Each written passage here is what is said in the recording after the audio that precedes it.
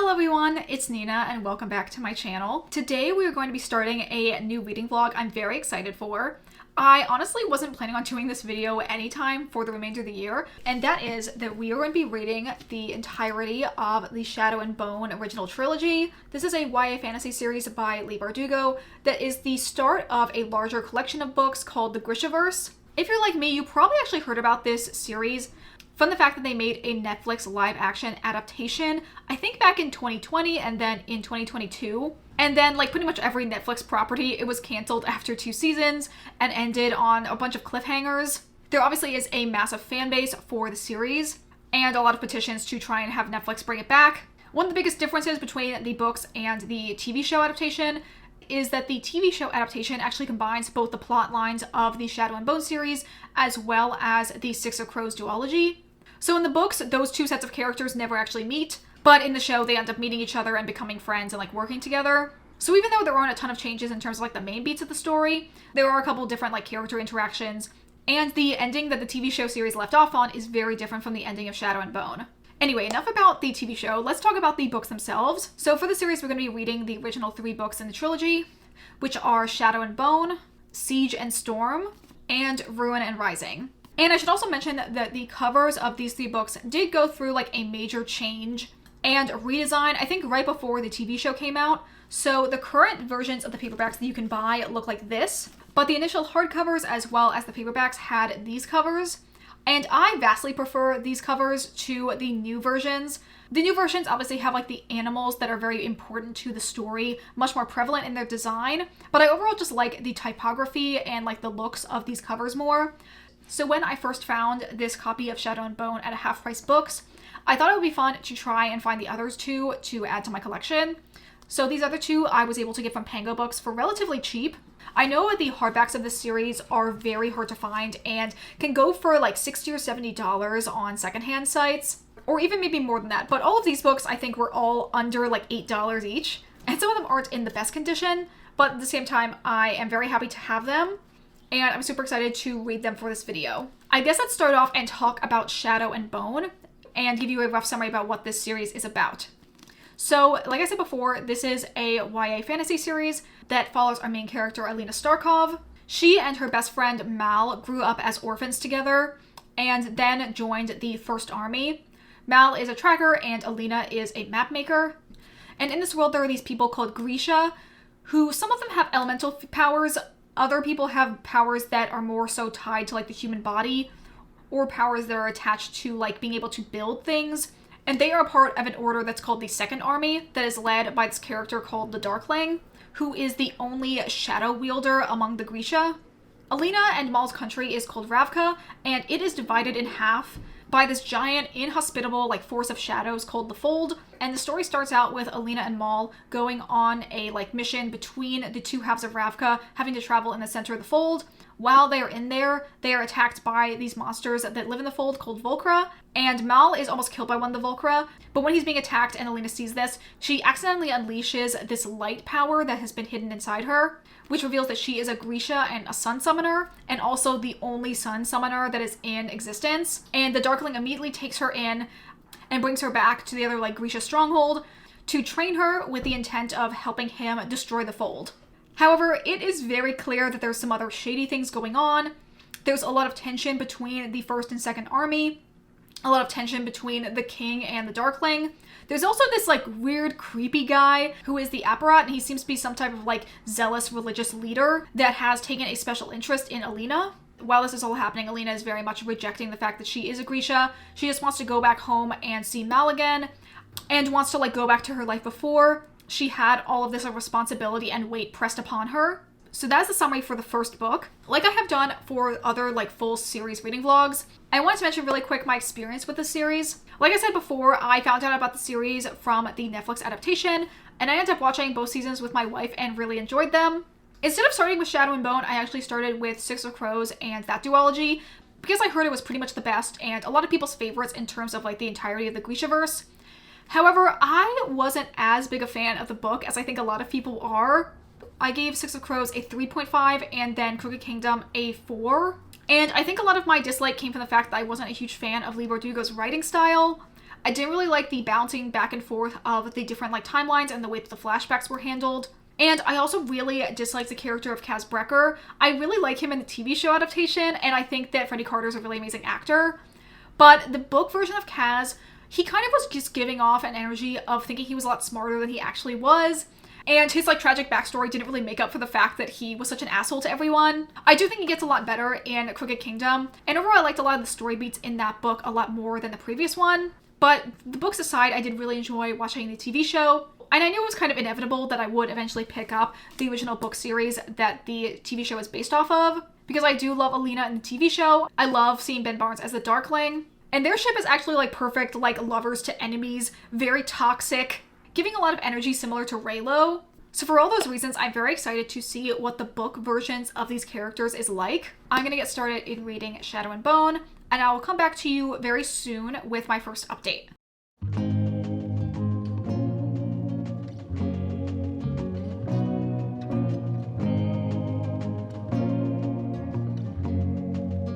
Okay, I thought I would give you now my first update for Shadow and Bone. I'm actually quite a good ways of the way through this book. Maybe I'm like a third from the end. I'm currently at chapter 17, which is 264 pages in. And so far, I actually really like this, which is definitely a pleasant surprise because I wasn't the biggest fan of Six of Crows. I actually really like all of the additions to the lore. One thing that I don't know if I forgot or just isn't included in the TV show adaptation is that Grisha don't age as fast as regular humans. So that's why kind of like the Darkling is so old, but people aren't as like weirded out by it. I also totally didn't catch that the Grisha have like a hierarchy in terms of like abilities. And I'm kind of like, why is being a healer or a heartrender considered like more impressive than like an elemental user? And to be honest, in terms of power level, I kind of feel like all the Grisha are pretty balanced. I am tabbing this book, and so far I have 3 different tabs. The first one is like the pinkish red tabs I have, which I'm using for romance, which I'm using both for romance of Mal as well as the Darkling. Then I have a dark gray that I'm using for iconic scenes, and lastly a light gray that I'm using for world building. And honestly, I feel like I kind of should have added a tab color for visuals, because I do like any sort of character descriptions for what the characters are supposed to look like. And I feel like there's also been a lot of like good scenery descriptions in terms of like the look of the little palace, and just like the descriptions of all of the places have been really nice and definitely like a good mix of detail for things to be both like fantastical as well as still believable as like a real world. And the last thing I'll comment on now is that I am really enjoying Alina's like character development over the course of the book. Kind of like her feeling like she's basically sort of like hidden away herself for the sake of her like security and her comfort in being with Mal. So then by like the center of the book, when she thinks Mal has ditched her, and she's like, okay, I'm not going to like kind of hold out hope for someone who isn't making the same effort for me, and I'm just gonna get stronger for my own sake. I really like that part and that scene where she sort of fully accepts her power as a sun summoner. But at the same time, I feel like knowing that Mal didn't really ditch her and his letters were kind of just like being withheld, I feel like, does that in some ways walk back her development? I don't know how much my like feelings of this are going to carry over to the rest of the series, but at least like in this, kind of knowing where the books end up going, since I do know the spoiler of like the very, very end of the series, and the fact that it kind of brings up a trope that not a lot of people like. I feel like even with the TV series, the second season and all of its problems that people have, I really like the way that it ends Alina's story, her being like kind of a slay, and I really want book Alina to be that cool. So I'm just really interested in seeing how the rest of this book and the rest of the series plays out with her development.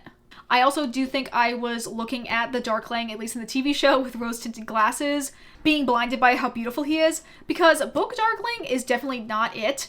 He's a lot more pushy, and you definitely can see all the seeds of how he's manipulating Alina. That is obviously still present because he is the villain still of the series, but in the book, he much more like initiates his romance with her as almost a way to like stigmatize her and make her like look the other way at any of his like flaws and his schemes, which obviously results in their romance being a lot more toxic. So yeah, I feel like that element makes Mal a lot more likable of a romantic lead by comparison. And honestly, we haven't seen a ton of them together in the sections of the book I've read, but I'm excited to see how their relationship develops for the rest of the books. So yeah, overall thoughts for the first book is I'm enjoying it. I'm excited to see where things go. Overall, I feel like it's a pretty good setup for this entire trilogy. and I like the world building and the character development that we've gotten so far. So I'm going to read more of this in the next day or two, and I'll come back to you when I finish this book, and hopefully also when I have started the next book in the series.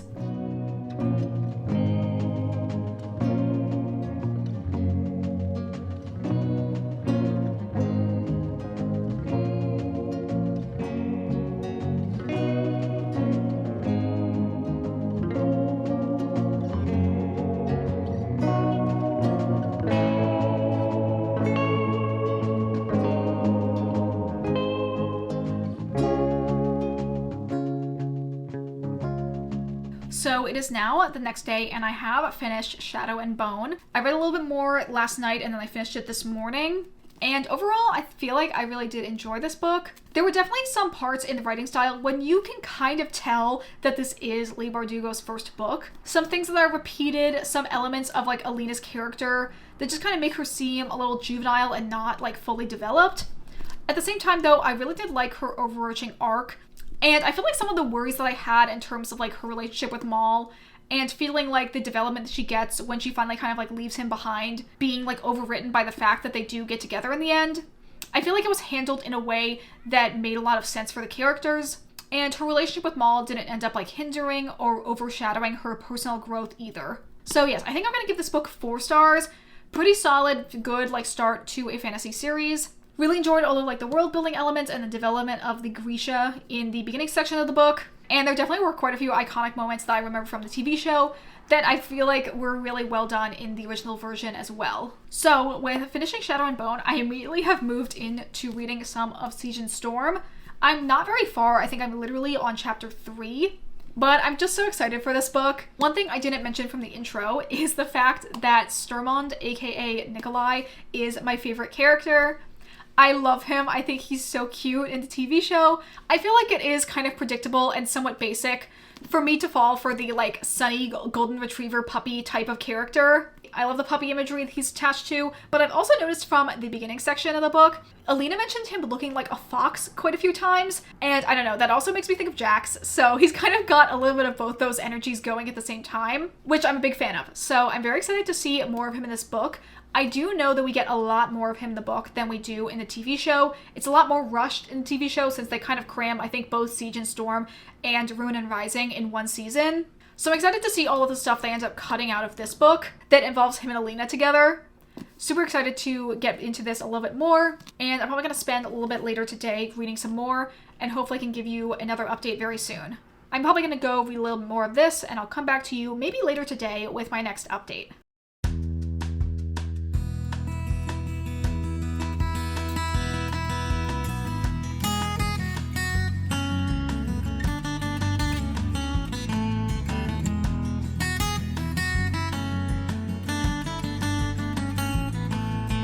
Okay, so it's been a couple hours and I have made a lot of progress in reading Siege and Storm. I currently am, I think, in the middle of like chapter 5 and I'm on page 89. Let me give like a brief summary of the setup of this book.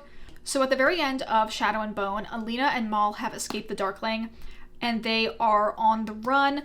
They have gone to another foreign country of Noizem, but the Darkling ends up tracking them there and then takes them on this whaling ship that's headed by a captain named Stormund. And they are on the hunt for something called the Sea Whip, which is this legendary dragon that can work as an amplifier. Similarly to how Alina has taken the antlers of the stag to use as an amplifier, the Darkling thinks that the stag and the Sea Whip can actually be combined as amplifiers, even though Grisha are only supposed to have one amplifier for their entire lifetime. So at the point I'm at right now, they did find the Sea Whip, but pretty much simultaneously of them like capturing it, this other ship showed up, and it turns out to be Stormund's like secondary pirate ship that he uses to kind of like mutiny against the Darkling, and they sort of like leave the whaling ship behind and go on his second ship with the Sea Whip in their cargo. Alina does end up killing the Sea Whip and taking its scales to act as an amplifier. And now they have the plotline that they are going to be traveling with Stormund because he's working for an unidentified person to bring Alina back to West Ravka. I feel like them finding the Sea Whip happened very fast, which is definitely a feeling I had when watching the TV show adaptation as well, as opposed to Shadow and Bone, where like the hunt to find the stag is like kind of the main focus for the second half of the book. We got through the like finding the magical creature that's going to be an amplifier within the first like 100 pages of this book. So I'm very interested in seeing like what the focus is for like the rest of this book. Like I said in the previous update, I love Sturmund. I don't really like him as Sturmund compared to his like true identity and sort of how he behaves when he's not in his stupid like oversized blue coat. But he's very quippy, very jokey. I like his rapport with both Alina and Mal. And seeing some other like side characters that I liked from the TV show like Toya and Tamar. I'm excited to see more of them in this book. I also feel like in the book it's much more heavily expressed the fact that Sturmund is so heavily associated with dogs, which I think is really cute. But anyway, those are my thoughts for so far. I think I'm going to take a break for a couple hours and then I'm going to read some more of this and probably will end up coming back to you in the next couple days when I have another update.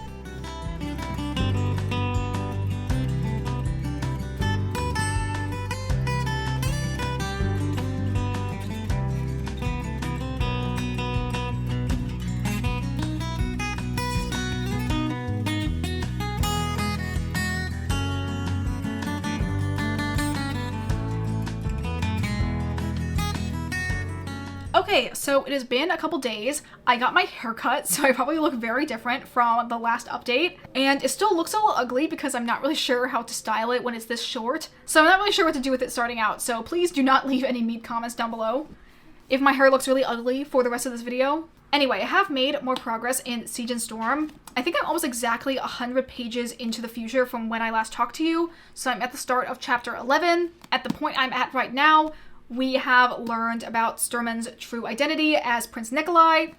He has both proposed marriage to Alina, and they are traveling back to the capital so that Nikolai can kind of like assert his claim to the throne. And Alina has made the demands to become the new leader of the Second Army. I am really, really enjoying this book. Basically, every time Nikolai is on page, I'm just smiling so much. I love him as a character. And I just really enjoyed the entire section of them traveling on his boat. Alina starting to bond with Tamar and Toya and like feeling really at ease and at home, being a part of this kind of like ragtag crew. I also like Mal kind of becoming friends with Nikolai, but then obviously Alina and Mal are both very betrayed at Nikolai having hidden his true identity.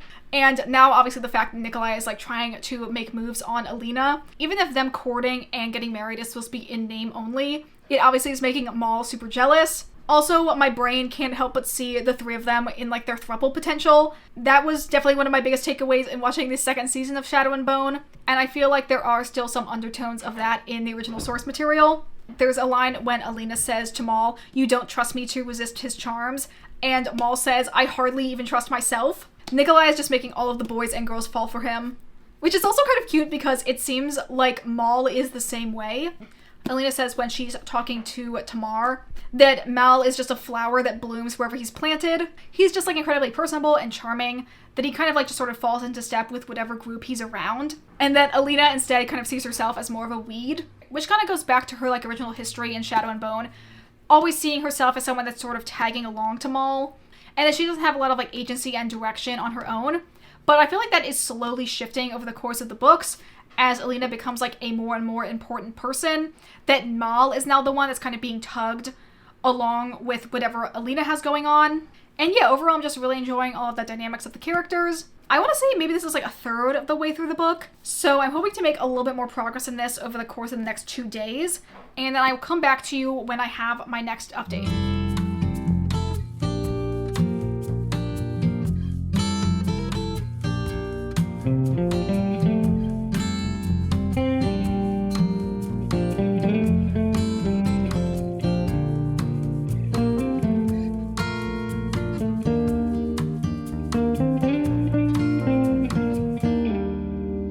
Okay, so it is the next day, so I thought I would give you my next update in Siege and Storm.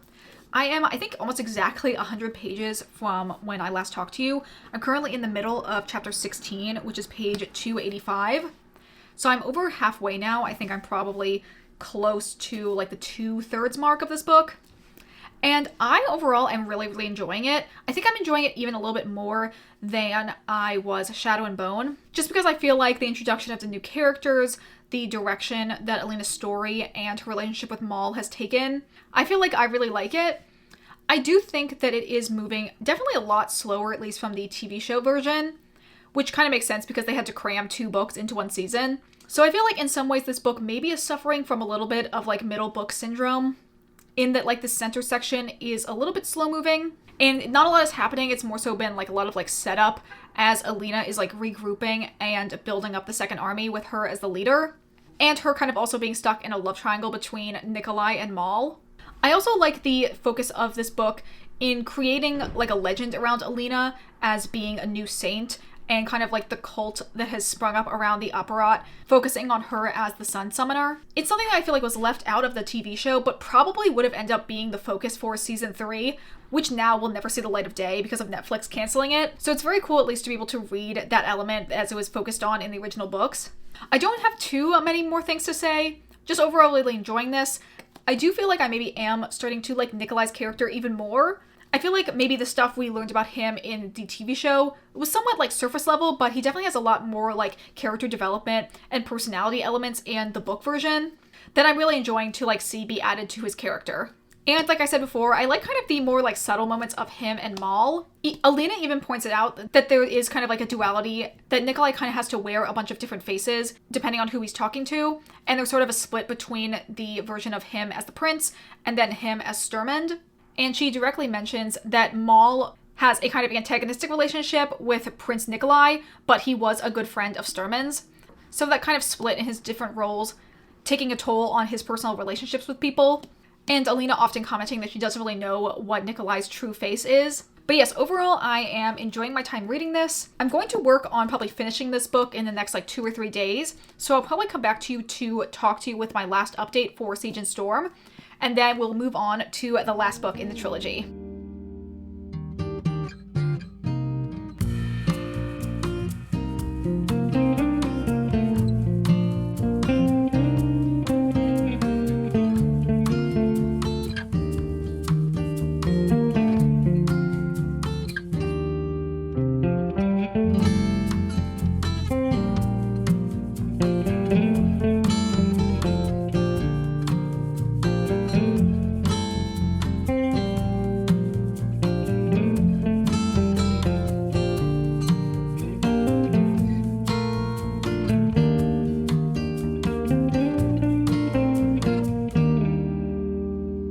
Okay, so it's been a couple days and I have now finished Siege and Storm. The ending of this book, wow, just wow. I was truly like gasping, smiling, laughing at like just some of the stuff that was happening. So much drama, so much action in like the last like 100 pages. I really enjoyed the final confrontation in this book between Alina and the Darkling. She just seemed really, really badass, and I really liked that part.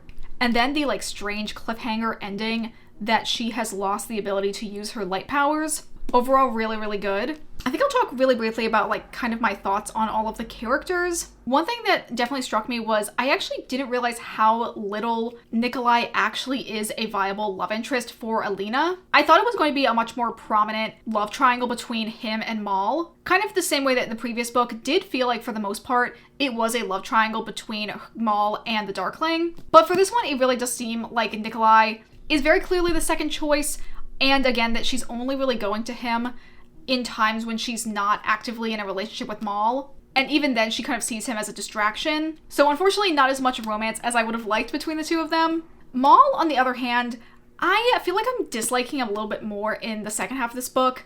I feel like in the first book I could understand where him and Alina's relationship was coming from, but with this one it felt like he was whining almost the entire time about just the fact that he feels like Alina's changed so much and that he doesn't like belong in her world anymore, and overall just feels like he's being really rude to her and really dismissive of all of her concerns. I feel like there are some moments where he is pretty sympathetic, but there's also just like a lot of other moments when I'm like, dude, you need to step up a little bit more if you want her as your girlfriend, because it really feels like you're turning this incredibly important life or death scenario like role that she has to fill in order to save the world and making it about yourself. And it's like, hey, can we maybe like go along with the plan for a little while and you could have this discussion with her afterwards?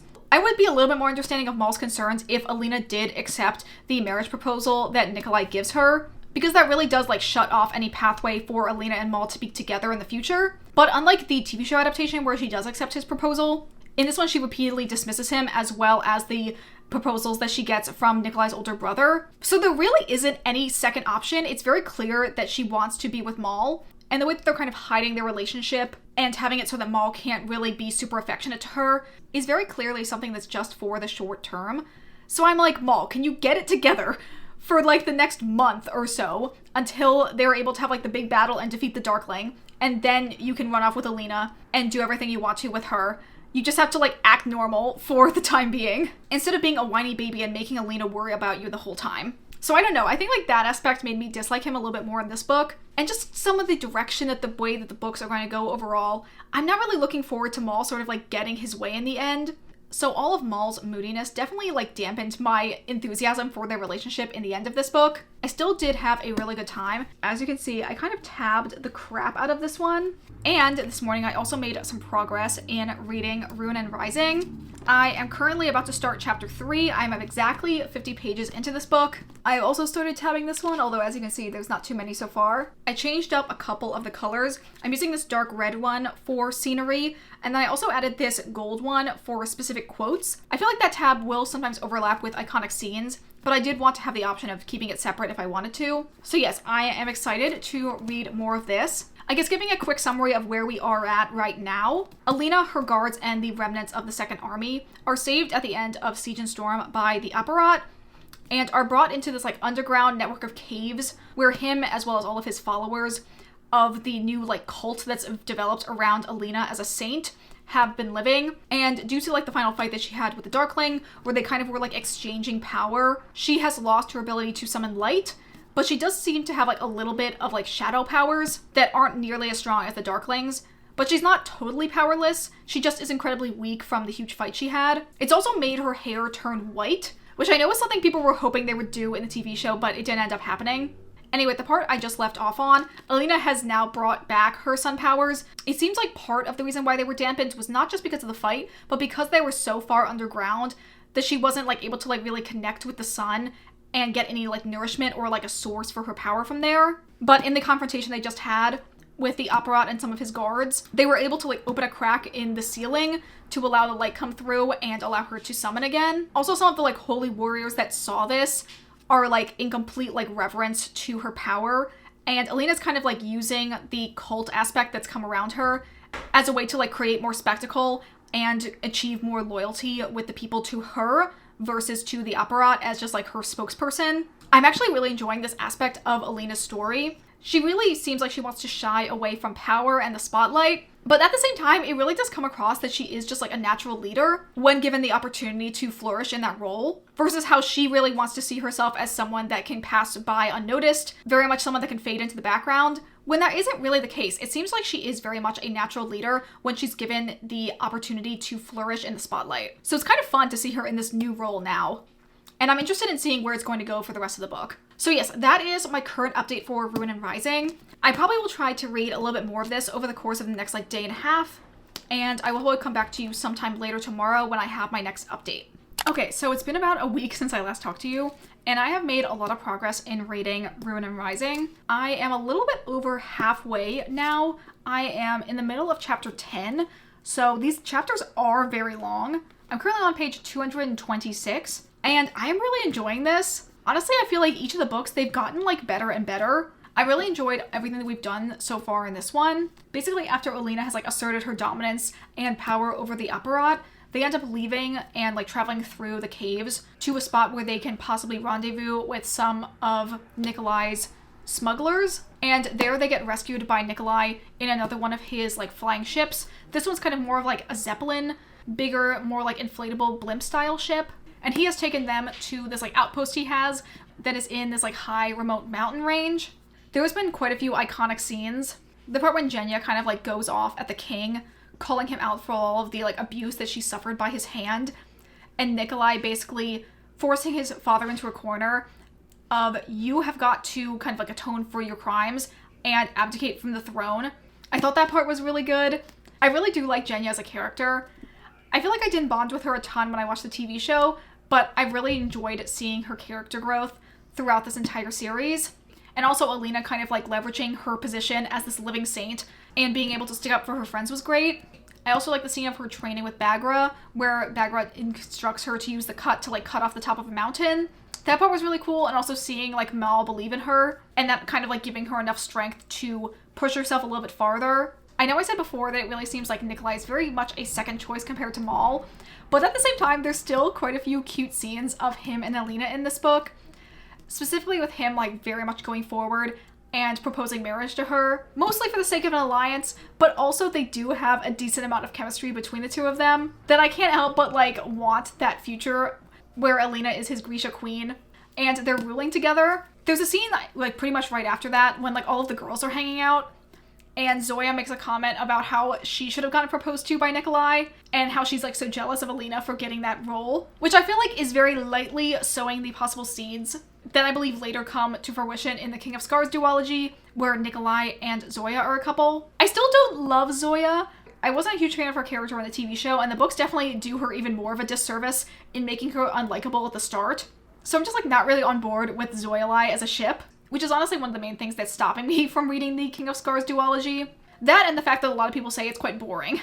I'm just gonna keep living in my like season 2 ending world where Alina and Nikolai do get married and she ends up being the new queen, because that is truly what she deserves. Anyway, I'm having a lot of fun with reading this. We also just got another scene of Alina and the Darkling using their like magical mind connection, where the Darkling reveals his real name to Alina, and that scene was really, really good. I feel like I was fully of the mindset that book Darkling was just not going to have the same energy as TV show Darkling, and I was definitely going to see him as being a wholly manipulative and like not a good fit for Alina. But there are still some moments in this book between the two of them where you can see their chemistry, and even as the Darkling was trying to manipulate Alina in the beginning, it seems like as more and more time has gone on, he has come to a more deeper realization that the two of them are really meant to be together, and that he does see Alina as his equal and like kind of the only one that can match him and balance him out. Which is a little bit like too little too late considering how he treated her in the first book. But there is a lot of good potential for their like lovers to enemies to lovers again type of dynamic, which I am a big fan of. So that is my update for right now.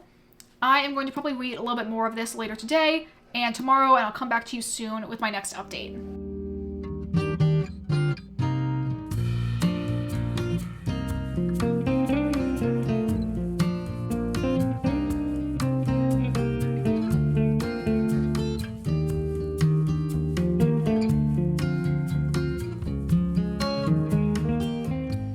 So it's now the next day and I have made a little bit more progress. I'm currently at page 272 and I think I'm in the middle of chapter 13. Honestly, I feel like a lot has happened since I last talked to you. There was another like really big fight scene involving the Darkling finding Alina and her group in Nikolai's like mountain hideout. Nikolai was attacked by some of the Darkling shadow monsters, which seemed to like go into his body and kind of like possess him and turn him into this like half human, half shadow monster. I feel like I didn't comment on this, but all of the violence in these books has been like pretty intense. I tend to kind of like bat an eye on it because it's not like super incredibly detailed in terms of like the gore, but there is like a lot of brutal things that have happened in this book as well as in Siege and Storm. Particularly in terms of like the stuff that the Darkling will do to people kind of as like corporal punishment. And I feel like it might be glossed over a little bit. So just kind of like another point against him in terms of being a pretty bad dude. But overall, I'm still enjoying my time reading this. I kind of knew that something was going to happen when Nikolai was telling Alina that they were going to go to Kirsch to have like another sort of like diplomatic mission. I was like, I feel like that's going to take up a large section of the book. Aren't we going to like move on to her going out with Mal and the others to try and hunt the Firebird? So it makes sense that there was that big like fight scene to kind of like pivot and like switch her intentions to go and find the Firebird instead of doing this like other political mission. Yeah, that's kind of all I have to talk about right now. Still very much enjoying this and excited to see what the next like third of the book will end up holding. Right now it's a Sunday, so I probably won't be able to talk to you until like Saturday. And hopefully by that point I will be done with reading this book. So I'll give you my final thoughts then, as well as kind of like an overview for my thoughts on the entire series.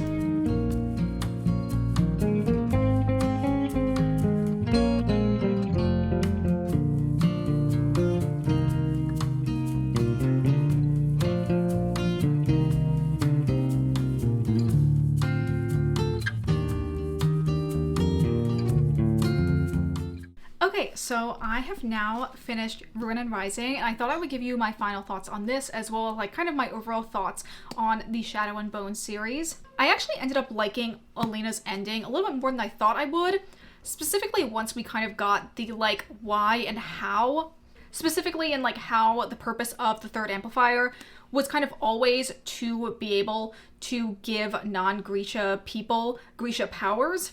So her losing her light powers in order to have that pass on to all of the non-Grisha in like a 3-mile radius made a lot of sense. And I also feel like this book in particular really tried to like hammer over your head the idea that her place is to be with Mal. Like their lives are so intertwined, and like giving him up would also mean kind of like giving up a part of herself and her heart. Oh my gosh, me when at the end of the book, Nikolai was being called the King of Scars, I was like, that's the name of the other book in the series. Truly so easily amused. So yeah, I did like this book. I definitely think I enjoyed the first 2/3 more so than the last third, with the part of them like going off to track the Firebird, and then the reveal of Mal being the third amplifier, and then everything that happened with the final confrontation with the Darkling. I think I am still going to give this book 4 stars though. So now I wanted to talk about kind of like my key takeaways for the entirety of the series. Number 1 is the fact that I do not think this book is as bad as people make it out to be. I feel like people act like Six of Crows is this perfectly crafted piece of fiction, and that Shadow and Bone just like isn't it. And while I do think in the first book specifically, you can kind of see Leigh Bardugo almost like getting her sea legs as she's getting through writing her debut novel, and that work just ends up being a little bit more clunky. But I honestly don't think the second 2 books in the series are any worse than Six of Crows. Personally, I feel like Crooked Kingdom is actually probably the best of all of the Grishaverse books that I have read. My second takeaway is that book Darkling isn't it. He will occasionally have like a line or two that is like peak toxic book boyfriend, like a red flag but in a sexy way. But he will also be just like so cruel and ruthless in a very unappealing way. And I definitely feel like a lot of that is intentional, especially in the beginning book, where it feels like he's very much love bombing Alina and trying to make her be emotionally attached to him as a way to manipulate her and make her easier to control. And that sort of does evolve, I think, over the course of the next 2 books, that there is a little bit more depth to him, and he does seem to, at some point, genuinely have feelings for Alina, or at the very least, like, loves what she represents to him as this other half he's been always looking for, this balance to him. But I feel like all of his character development, it really becomes a testament to the writers of the show, as well as Ben Barnes as an actor, because I feel like in the show, they give him a lot more heart and likable traits. And my third point is I kind of like the show more. At the same time, I want to say, I don't think that the fact that the book and the show are different makes either one of them a like lesser experience, whether to read it or watch it. But I feel like my personal tastes align more with the show over the books. There are some things that we don't get to see in the show that I wish we did. I wish we saw Alina kind of like using her powers for light bending to make people invisible. I wish we got the like Nichivoya Nikolai that is in the last book. And of course the whole plotline with the Apparat. Basically a lot of elements that the show probably would have done if they had a season 3. Which just goes to show that they really needed that season 3. And I feel like at this point we have no idea if that's ever going to happen. I do feel like there have been other shows that were canceled by Netflix that then got a movie or another season to wrap things up after people kept tweeting and emailing and sending in requests to Netflix. So I don't know, it could still happen. Anyway, all said and done, that is it for this video. I had a really fun time reading the books in this series, and I'm super happy to finally have this checked off my list, since so many of the Grishaverse books are so iconic and quintessential for like older booktube. If you guys enjoyed this video, consider liking, commenting, or subscribing if you aren't already. I also have a playlist I'll try and link somewhere that has all of my reading vlogs, as well as some of the other series reading vlogs that I've done. So if you like this one, consider checking out the ones I did for Percy Jackson or the Hunger Games series. And that is going to be it for this video. I hope you all have a wonderful day, and I will see you all in the next video. Bye!